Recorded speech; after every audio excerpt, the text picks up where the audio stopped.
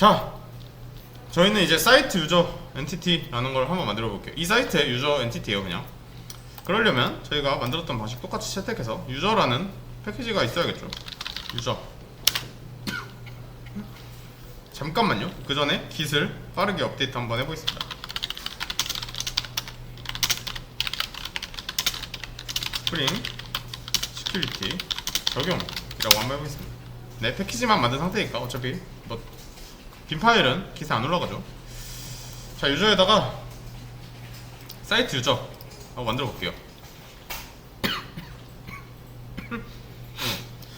사이트 유저라는 어떤 이 클래스를 만드는데, 이거 유저라고 만드셔도 되는데 스프링 시큐리티에 유저가 들어가 있어요, 클래스가. 그래서 그냥 혼용 방지용, 공부할 때 혼용 방지용으로 만든 겁니다. 자, 이렇게 하면 됩니다. 자, 저희 이거 다 알죠. 어차피 뭐 아이디고 이런거 엔티티도 알고. 이거 왜 이래. 자바 X 불러주고 엔티티도 자바 X 해주고.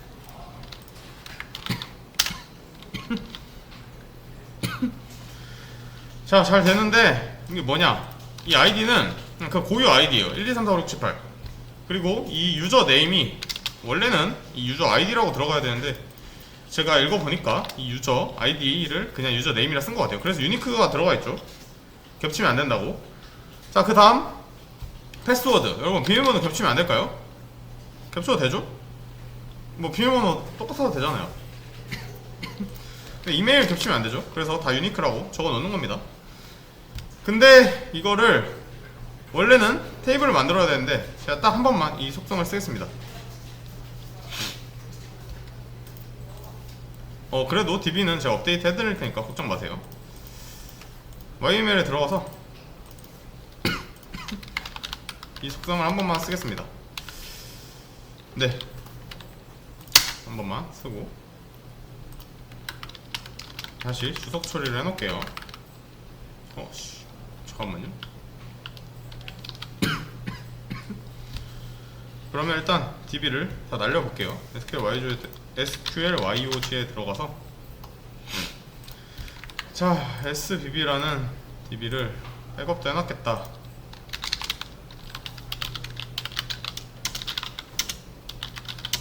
SBB를 그냥 날려볼게요.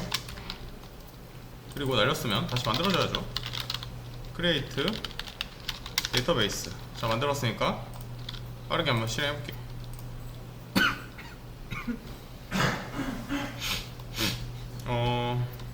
앤서가 안 만들어진다고 하는데 잠깐만. 엔티티로 DB도 다 만들었죠. 새로 고침해서 한번 볼게요. 앤서 뭐 다 들어있고, 여기 사이트 유저라는 게 새로 생겼습니다. 보시면 제가 설정한 그대로 들어있겠죠. 아이디는 롱 값이고, 인트로 하셔도 돼요. 뭐 본인 유저 이제 회원수가 막 1000만 명이 돼버릴 거 아니면 이렇게 하셔도 됩니다. 자, 그 다음 이메일, 패스워드, 유저네임 다 잘 들어가 있고, 한번 테이블을 까볼게요. 실제로 까보면 보이시나요? 이메일은 뭐 다 낱널이고, 아이디만 낱널이네요. 키는 얘네 다 유니크로 들어가 있죠. 이메일은 유니크하고 유저네임도 유니크 해야 된다. 이렇게. 이 명령어는 DSC라고 하면 describe 하는 명령어입니다. 자, 이렇게. 아무튼 자, 다 되는 게 볼 수 있었어요. 그러면 이제 로그인을 만들어 봐야죠. 데이터가 다 날아갔는데 몇 개만 좀 등록해 줄게요. 질문 1 두 개만 해줄게요. 2개만. 좋습니다. 다 만들어졌고, 자, 유저 만들었으면 유저 리포지터리 만들어서 꺼내서 쓸 수 있게 해야죠.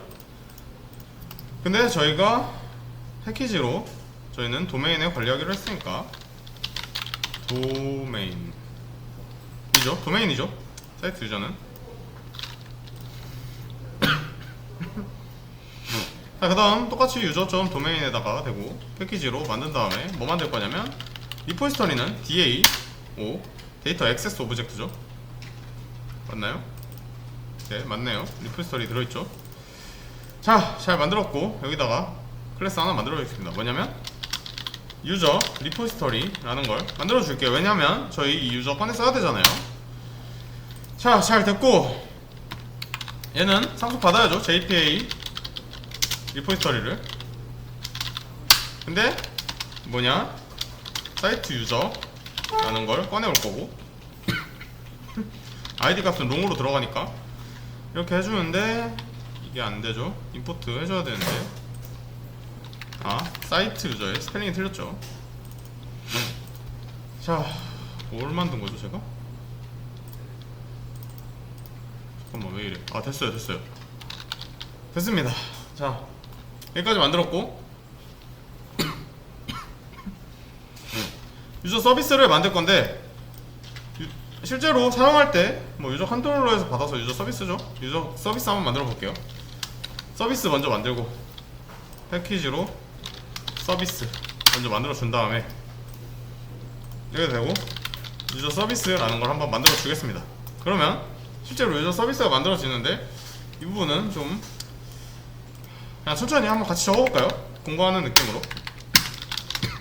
서비스니까 서비스 어노테이션 달아주고, 자, 유저 리포지터리 쓸 거니까 private final 유저 리포지터리라고 해볼게요. 얘는 이름은 유저 리포지터리인데, 근데 저희 이거 오토와이어드로 넣어줘야 되는데 다른 방식 쓴다 했죠. required 알겠어요. 컨스트럭처로 생성자 주입 방식으로 여기다가 넣어줍니다. 그러면 여기에 이제 리포지터리가 그냥 달리는 것 뿐이에요. 그 다음 퍼블릭 사이트 유저를 반환하는 create라는 한번 함수를 만들어 보겠습니다. 얘는 뭘 받을 거냐면 유저 네임 받아야죠. 저희 회원가입할 때 이메일 받아야죠. 그리고 당연히 패스워드 받아야죠. 그죠? 전능한 서비스도 이게 없으면 만들 방법이 없습니다. 자, 그 다음 사이트 유저는 new 사이트 유저라는, 네, 액체 잘 만들어졌고, 그 다음 유저에다 이제 세팅해줘야 되죠. 값을 열심히. set 유저 네임은 유저 네임이고, 뭐지? 엔터가 좀 이상하게 들어갔어요. 유저 set 그 다음 뭐죠? 이메일 넣어줘야 되고, 그 다음 유저에다가 또 뭐 해줘야 되냐, set 패스워드를 해야 돼요. 근데 여기서 문제가 하나 생깁니다. 여러분이 열심히 만들어놓은 비밀번호 데이터베이스에다가, 자, 제가 하나 해볼게요. 데이터베이스에다가 딱 만듭니다. select from site user라고 합니다. 여기 여러분 비밀번호가 다 들어가 있다 생각해보세요. 해커가 어떻게 여기에 접속해가지고 어떻게 열심히 노력해서 여기 접속했어요. 그러면 어떻게 될까요? 사용자 정보 다 나오죠. 이런 식으로 저장하면 안 돼요. 어떻게 할 거냐, 암호화를 한번 해서 저장을 합니다. 그걸 어떻게 하냐면 이 비크립트 인코더라는 게 있어요. 이 비크립트는 찾아보세요. 암호화 방식이에요. 그냥 이 비크립트 인코더라는 걸 이용해서 패스워드 인코더를 만들어 줍니다. 쉽게 말해서 패스워드를 한번 인코딩 해준다 생각하시면 돼요. 그러니까 더 쉽게 말하면 자, 일단 마저 적어볼게요. new 비크립트 인코더에다가 만들고 유저.set 패스워드 한 다음에 밑에 똑같이 적으면 돼요. 이거 긁어와서 set 패스워드하고 뭘 넣을 거냐면 패스워드 인코더에다가 인코드 하라 시키면 됩니다. 그냥 패스워드. 자, 여기서 제가 두 가지 알려드릴 건데 지금은 그냥 인코딩 하는데, 자, 제가 먼저 하나 알려드리겠습니다. 아니다, 이걸 두 번째로 알려드리고 처음에 먼저 알려드릴게요. 자, 여러분, 인코딩이랑 디코딩이라는 게 있어요. 인코딩은 쉽게 말해서 암호화라고 생각하시면 돼요. 그러니까 못 알아보게 바꾼다고 생각하시면 됩니다. 근데 그 방식이 뭐 압축에서도 인코딩을 쓰니까 항상 암호화를 한다기보단 어떤 문자열을 이런 규칙으로 변환시킨다 라고 생각하시면 돼요. 그리고 디코딩이라는 방식이 있는데 그건 그냥 그 인코딩 된 거 해석하는 겁니다. 원문으로 돌려보내는 거예요. 뭐 인코딩 방식에는 양방향 뭐 암호화 인코딩도 되고 디코딩도 되고, 근데 단방향 암호화도 있어요. 인코딩은 되는데 암호화는 되는데 복호화가 안 돼요. 그러니까 돌려볼 수가 없어요. 아마 이 비크립트는 제가 알기로 단방향 암호화를 하는 걸로 알아요. 그리고 두 번째, 자, 이 비크립트만으로도 좀 위험하다 하면 비크립트에 솔트 값이라는 걸 넣어줄 수 있습니다. 이게 뭐냐면 네, 쉽게 말해서 비크립트 솔트, 그러니까 뭐 비밀번호를 돌린 걸 한 번 더 돌리고 뭐 이런 소리예요. 인코딩 한 데이터를 한 번 더 인코딩 해주고 이런 값을 지정해 줄 수가 있어요. 이거는 암호화적인 부분이기 때문에 여기서 하진 않을게요. 아무튼 저희는 이 암호화된 데이터를 저장할 겁니다. 자, 그리고 똑같이 유저 리포지터리에다 말하면 되죠. 유저 저장해 주세요. 네, 열심히 저장까지 다 했습니다. 유저 데이터 받은 거. 그리고 한번 돌려줘 볼게요. 이러면 일단 유저를 만드는 서비스 자체는 생긴 겁니다. 자, 그러면 근데 이것도 하나 말씀드릴게요. 자, 여러분 지금 어때요? 유저 만들 때마다 객체도 하나씩 만들죠, 저희가. 근데 이 객체가 자, 저희가 동사무소에 갑니다. 동사무소에서 일을 처리해주시는 주무관분이 있겠죠. 자, 100명이 가요. 자, 일을 처리해주는 주무관이 한 명 있겠죠. 근데 이 100명 오면 주무관 100명 있어야 될까요? 그렇지 않죠? 주무관 한 명만 있어도 되잖아요. 쉽게 말해서 이 비크립트 인코더, 이 패스워드 인코더가 한 개만 있어도 될까요? 100명 들어오면 100개 있어야 될까요? 한 개만 있어도 돼요. 이거 지우고 그럼 당연히 에러 생겨요. 자, 시큐리티 컴픽으로 가서 이런 걸 한번 해보겠습니다. 빈을 만들어 줄 건데, 이 빈이 뭐냐면 스프링이 이렇게 쭉 프로젝트에 실행하기 전에 이 빈을 싹 긁어 모읍니다. 그래서 이 파일 안에 굳이 선언 안 해도 되는데 저는 시큐리티 관련임으로 여기다 선언해 볼게요. 자, 패스워드 인코더 라는 게 있습니다. 아까 만든 거예요. 그냥 패스워드 인코더인데 얘는 그냥 이 객체 돌려주는 거예요. 그러면 어떻게 할 거냐, 여기다가 똑같이 만들면 돼요. 프라이베이트 파이널 패스워드 인코더 패스워드 인코더 만드시면 그냥 여기 얘도 이 생성자 주입에 의해서 만들어질 때 패스워드 인코더가 쏙 들어가요. 그래서 여기서 이렇게 쓸 수 있습니다. 그러면 지금 주무관 한 명 됐죠. 여기까지 해서 일단 이 암호화된 패스워드까지 저장하는 것까지 했어요. 자, 그러면 네, 회원가입 해야겠죠. 폼이 있어야 되잖아요. 그 템플릿이 열심히 만들어 놓은 템플릿에다가 하나 더 추가해 봅시다. 아니다, 그 전에 검증 한번 해봅시다.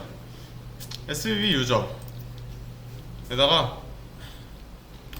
유저 크리에이트 폼이라는 거 하나 만들어 볼게요. 그거예요. 그 폼으로 인증한다 했잖아요. 그 파라미터나 그런 것들, 그거 한번 해볼게요. 게터 세터 달아주고 데이터 입출력할 거니까. 그 다음 이 조건은 너무 쓰기 힘드니까 복붙 한번 해볼게요. 자, 저 이거 다 배웠어요. 사이즈 뭔지 알죠? 아이디가 3글자에서 25글자 사이여야 된다는 거예요. 근데 이게 왜 안 들어가냐,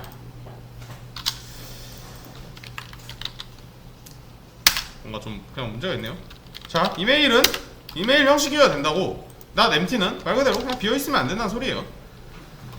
자, 비어있으면 안 된다는 소리까지 다 만들었고 얘를 적용을 해줘야겠죠. 회원가입 컨트롤러에다가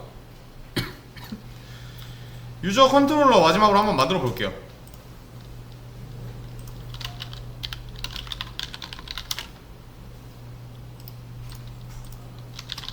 기능 열심히 만들었으니까 이거 잠깐만, 이거 이제 컨트롤러에 요청 도착하면 써야 되잖아요. 네, 컨트롤러까지 만들었고 이거 너무 많아서 복사 한번 할게요. 설명을 해드리겠습니다. 자, 됐고, 자, 두 가지가 있어요. get으로 일단 사인업 하라는 거 요청 도착하면 뭐 해야 되죠? 페이지 넘겨줘야 되죠? 너무 당연한 소리예요, 이건. 그 다음 사인업 페이지에서 서브밋으로 저희 날릴 거 아니에요. 사인업 해주세요. 포스트 매핑으로 포스트 요청으로 보통 사인업 날리겠죠? 날렸을 때 이 아랫부분 실행된다는 건데 똑같아요. 패턴 유저 크리에이트 폼으로 검증해주고, 이 바인딩 리졸트가 만약에 에러 있으면 다시 돌려보내야죠. 사인 폼으로 문제 있다 하고. 자, 그 다음 만약에, 자, 여기부터 로직이 있습니다. 만약에 이건 프론트 로직이에요. 컨트롤러에다 이걸 왜 써놓냐면 이거 서비스 갈 일이 아니에요. 이거 들어오자마자 체크해야 되는 거예요. 이게 뭔 소리냐, 패스워드 1이랑 패스워드 2가 똑같으면, 반대네. 그러니까 그걸 반전하는 게 다르면 같으면이죠. 그럼 무슨 소리죠? 쉽게 말해서, 자, 여기까지 한번 볼게요.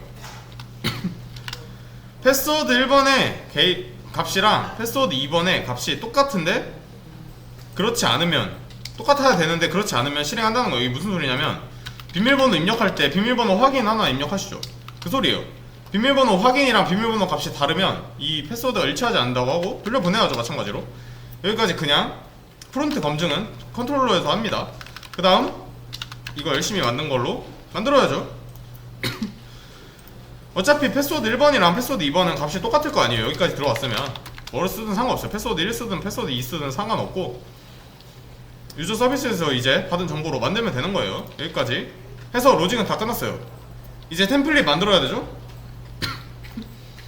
템플릿을 만들어 봅시다. 템플릿은 복사 붙여넣기로 만들게요. 왜냐면 그냥 HTML이니까. 열심히 만들었다 칩시다. 열심히 만들었어요. 제가 한번 설명을 드릴게요. 이거 누르면 유저의 사인업 포스트로 간다, 메소드 포스트로 도착한다, 이 소리예요. 그리고 이거 데이터 이렇게 들어오는 거 아시죠? 왜냐면 전에 했으니까. 이거는 이제 에러 메시지 나오면 저희 에러 메시지에다 등록해 놓은 그 레이아웃이라 하기보다 컴포넌트가 그냥 나온다는 뜻이고, 여기 똑같아요. 필드가 이제 유저네임으로 들어간다, 패스워드 1로 들어간다, 패스워드 2로 이메일로 해서 딱 전송하면 컨트롤러에 요청 가능합니다. 유저 컨트롤러에. 자, 여기에 딱 들어오는 거예요. 이 유저 크리에이트 폼으로. 그래서 실제로 유저 크리에이트 폼에서 데이터 꺼내 쓸 수 있죠. 여기까지 됐고, 그러면 이제 마지막, 진짜 마지막, 내비게이션에 달아줘야죠. 저희가 이거 링크 쳐서 들어갈 수는 없잖아요. 네이버 바에다가 달아줍니다. 로그인 옆에다가 달아줘요. li에다가 이렇게 달아주면 한번 싹 실행해볼게요.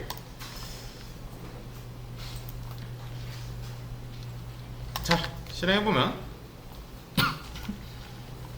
로그인 생겼죠? 근데 지금 로그인이 안돼요. 이거 일단 만드는 건 여기까지 하고, 회원가입 했구나. 회원가입 한번 해볼게요. 전 사용자 아이디를 테스트 유저라고 한번 만들어 볼게요. 그 전에 사이트 유저에다가 셀렉트 해보면 지금 아무것도 없는 상태예요. 테스트 유저 비밀번호는 1234, 원래 이런 식으로 하면 안되겠죠. 1234라고 쳤어요. 보시다시피 테스트닷컴으로 이메일 형식에 맞춰서 한번 해볼게요. 자, 회원가입하면 잘 됐어요. 한번 됐나 볼까요? 자, 제가 혁신적인 돋보기 기능을 알아봤으니 이거 확대해서 한번 봅시다. 아이디 1번 제대로 나왔죠? 잠깐만요. 뭐야? 씨. 1번 아이디의 회원이 만들어졌고, 이메일도 제대로 들어가네. 이 패스워드 보이세요?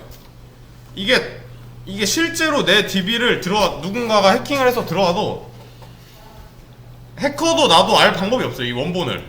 그러니까 나도 몰라요. 나도 서버 주인도 모릅니다. 이렇게 암호화가 되는 겁니다. 그리고 그러면 실제로 이거 어떻게 확인하나요? 나도 모르는데 라는 의문이 들 수 있겠죠. 어떻게 확인할까요? 저희는 암호화된 이전의 값은 모르지만 암호화하는 방법은 알고 있어요. 다시 암호화해서 얘랑 똑같은지 한번 일치시켜 보는 겁니다. 해커는 암호화한 방법 모르죠. 왜냐면 서버 그 파일에 접근할 수는 없으니까요. 데이터베이스에 만약 접근할 수 있다 해도. 그래서 이런 식으로 실제로 회원가입이 되고, 유저의 네임도 테스트 유저라고 딱 들어가 있죠. 여기까지가 회원가입입니다. 자, 종료해볼게요.